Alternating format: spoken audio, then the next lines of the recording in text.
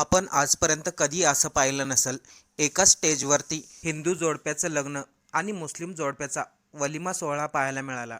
त्याचं झालं असं की 20 मे रोजी पुण्यातील वानोडी या परिसरामध्ये नरेंद्र आणि संस्कृती यांचा विवाह सोहळा आयोजित करण्यात आला होता. गेल्या अनेक दिवसापासून चालू असलेला अवकाळी पाऊस 20 मेलाही तसाच सुरू झाला. त्यामुळे लॉनमध्ये सर्वत्रच पाणी शिरलं आणि अशा वेळेस वधूवरांबरोबर सर्व नातेवाईकांची धावपळ सुरू झाली. अशा परिस्थितीमध्ये संस्कृती आणि नरेंद्राचं लग्न कसं होणार असा सर्वांना प्रश्न उभा राहिला.